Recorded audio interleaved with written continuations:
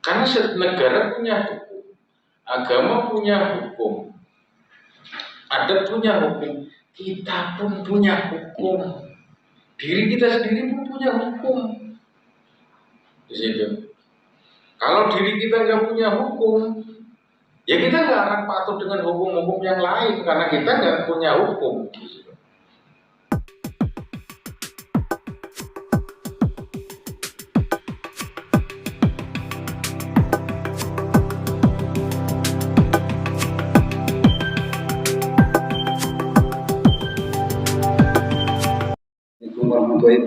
Waalaikumsalam. Mau bertanya ke hukum, Pak. Yang dimaksud dengan hukum sendiri itu apa, Pak? Hukum itu adalah aturan. Kalau hukum negara itu, untuk fungsi dari sebuah hukum negara itu apa, Pak? Ya aturan untuk negara.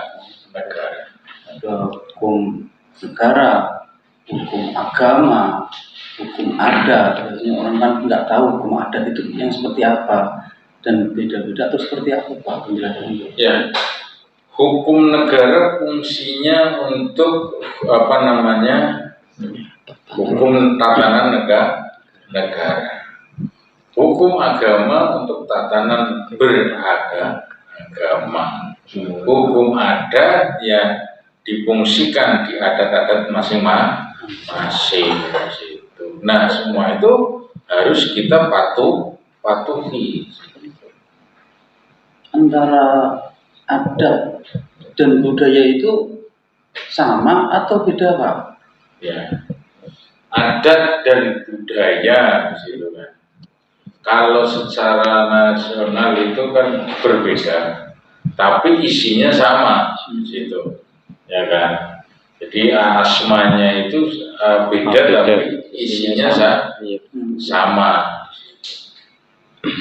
Dan kalau di dalam hukum alam sendiri itu, Pak, atau sebab akibat itu bagaimana, Pak?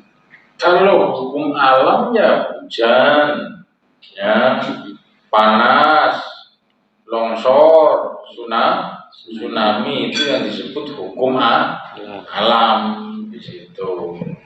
Nah terus apa tadi? Sebab akibatnya kan. Kejadian semua itu kan karena tangan-tangan manusianya sendiri, perbuatan manusianya sendiri, maka alam tersebut akhirnya berubah fungsi, ya kan, kadang longsor, ya kan, dan sebagainya, gempa bumi dan sebagainya, karena tangan-tangan manusia. Kalau kodrat sendiri itu yang seperti apa, Pak? Kodrat itu adalah ketentuan, ya. Ketentuan yang sudah pasti, itu namanya kodrat. Suatu hal kematian itu termasuk ya? Oh ya, masuk. Nah, antara kodrat dan takdir sendiri itu, Pak? Takdir itu adalah yang dikatakan orang melihat, ya, tapi nggak bisa ngomong apa-apa, akhirnya bisanya ngomongnya takdir gitu. Itu udah takdirnya. Karena dia nggak tahu apa namanya awalnya kejadian tersebut, ya kan. Akhirnya dia mengatakan takdir. Sering kali kan dengar bahwa kaya atau miskin ataupun rezeki itu udah yang ditentukan oleh Allah, sedangkan di situ dibuat pertanyaan sendiri, kebenarannya itu benar nggak sih Allah untuk menentukan seperti itu, Pak? Sebenarnya orang yang sudah ditentukan Allah baik itu juga bakal baik apa dari hasil usaha sendiri sih, Pak? Rezeki, ya kan, rezeki kan katanya ada yang ngatur. Yang ngatur ya kita sendiri, ya kan, di situ. Yang mendapatkan rezeki ya kita sendiri, yang mengatur ya kita sendiri di situ. Ya kan? Nah, kenapa ada peran yang disebut peran Bahasa. peran bahasa Allah Iya. atau apa namanya Tuhan. Tahu kita orang Muslim ya pasti awalnya di bawah supaya jangan apa namanya kufur ya di situ apa yang sudah diberikan di situ. Tapi secara ilmiahnya ya kan nggak bisa terelakkan rezeki ya kita jangan ngatur di situ ya kan tuh. Itu biqadarillah karena rezeki memang yang ngatur ya kita. Bukan Allah yang menentukan ya. Dan memang banyak takdir wis nggon blarat ya. Padahal tinggal kitanya yang mau mengubah. Yang merubahnya. Mau bertanya Pak, apa sebuah hukum itu apa untuk membuat orang itu menjadi lebih baik atau seperti apa? Hukum itu suatu aturan dalam tatanan organisasi, ya kan di situ. Hukum negara karena organisasi negara atau manajemen dalam urusan negara politik disebut ya kan. Nah, hukum agama karena dalam sebuah aturan kelompok agama. Karena agama ini menganut Tuhannya ini, berarti ada aturannya sendiri di situ. Nah, agama ini menganut Tuhannya ini, ya berarti ada aturannya sendiri, ya kan di situ. Hukum-hukumnya sendiri gitu. Nah, hukum-hukum tersebut agama ini menggunakan hukum ini, agama ini menggunakan hukum ini. Nah, kita yang tahu, kita menghormati aja. Jangan saling menyalahkan. Karena kita hidup di negara yang punya hukum, maka patuhilah hukum. Dan pastinya semua tujuan hukum, baik hukum negara, hukum agama, ataupun hukum adat, pasti tujuannya sama untuk merubah tatanan yang tadinya tidak baik untuk menjadi yang terbaik kayak gitu ya. Seperti itu. Kalau kita penjelasan lagi yang tadi sebab akibat itu Pak, yang dimaksud sebab akibat itu penjabarannya Pak dalam bahasa akibat. Sebab akibat. Artinya begini, ya kan? Sebab akibat itu adalah dari perbuatan manusia. Kalau kita perbuatannya baik, akibatnya kita akan mendapatkan baik balasan baik. Kalau perbuatan kita nggak baik, ya kita akan mendapatkan yang nggak baik. Akibatnya kita nggak baik. Seperti itu. Iya. Karena begini Pak, sering mendengar sharing teman, bahkan banyak tuh. Mas, aku udah berusaha baik loh sama dia, ngasih temennya memberikan kebaikan sama kok balasnya kayak gitu ya Mas. Tuh justru kadang kita nggak baik sama orang, tapi yang balas kebaikan itu dari orang lain atau itu gimana Pak? Kadang kalau melihat sifat karakter orang teman sendiri lah, bukan sering ditanya, Mas, orang itu betul tak musuhi, berarti kok saya punya keinginan untuk baik sama dia. Terus sedangkan aku sendiri orang yang baikin tuh saya membalas seperti air tuba Mas, tak kasih air susu gitu Pak. Itu atau benar dalam sifat orang seperti itu, sebab akibat itu yang gimana Pak? Ya.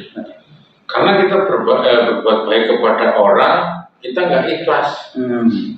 Di situ. Kalau kita berbuat baik kepada orang, ya udah, ikhlasin aja, lupakan, udah selesai.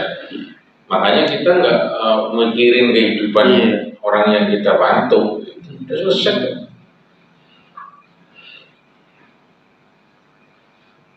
Di dalam kejadian-kejadian antara saya pribadi atau dalam tongkrongan, sering nongkrong atau apa, sering kali kan kita justru sering melalaikan itu sebuah aturan hukum. Jadi manusia itu, entah itu hukum agama, atau adat, atau negara. Biar kita tuh selalu terkontrol dalam mengingatkan diri saya atau pribadi dalam sebuah aturan. Jadi orang yang selalu teguh pendirian mengingat sebuah aturan-aturan yang baik itu. Bagaimana caranya? Sudah simpel. Ya.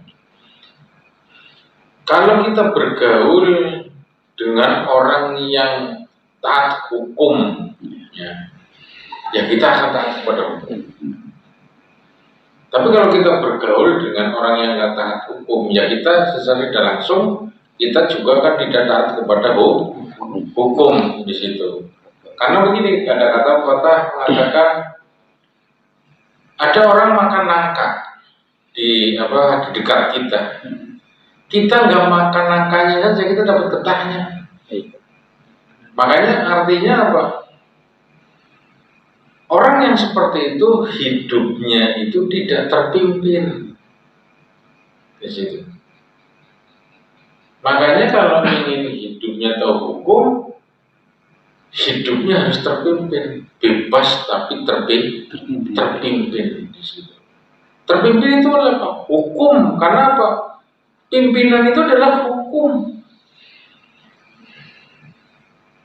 Karena negara punya hukum, agama punya hukum, adat punya hukum, kita pun punya hukum. Diri kita sendiri pun punya hukum di situ. Kalau diri kita nggak punya hukum, ya kita nggak akan patuh dengan hukum-hukum yang lain karena kita nggak punya hukum. Tapi kalau kita punya hukum, akhirnya kita bisa menghormati hukum yang lain karena kita punya hukum. Paham? Terus dalam satu rumah tangga ataupun kita sama orang tua ataupun saudara untuk menerapkan dari sebuah aturan yang baik sebagai kepala rumah tangga atau sebagai seorang laki-laki itu, apalagi seorang ayah, Pak, itu memasukkannya untuk membuat suatu aturan yang baik untuk keluarga ataupun anak, Pak. Terkadang kita untuk membimbing anak itu ya remaja, kebebasan. Kadang bagi orang tua itu untuk menerapkan, mengingatkan itu memang gampang susah. Ya. Susah emang, Pak, juga gampang. Punya dua kehidupan antara anak dan orang tua kan beda pandangan. Ya mohon masukannya, Pak. Orang tua hanya bisanya mengingatkan, hanya mengingatkan. Nah, soalnya apa? Anak itu belajarnya di luar, pelajaran kehidupan yang di luar di situ. Makanya ada alamnya, ya.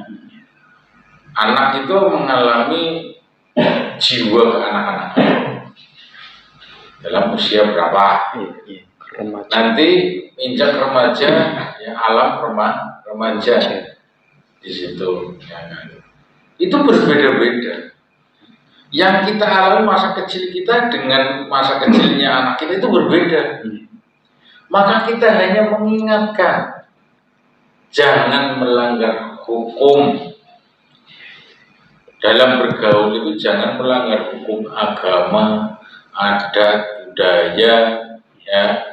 Terus apa? Hukum negara supaya kamu itu selamat. Hanya mengingatkan itu. Tapi dalam suatu pergerakan anak-anak kita itu akan mengikuti zaman, ya kan? Gak bisa kita melawan zaman itu, nggak ada, yang bisa.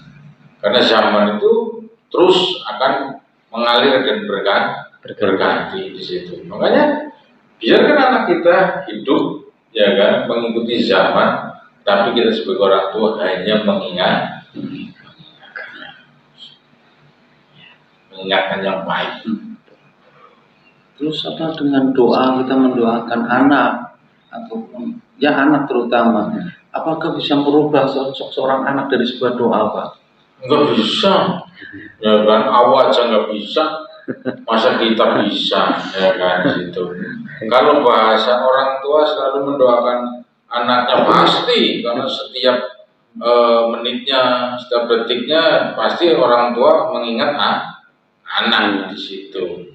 Karena apa? Di situ ada darah kita mengalir dalam tubuhnya seorang anak, maka kita selalu ingat. Apalagi nggak pulang udah pikiran, ya kan? Mana nih dan sebagainya, ya kan?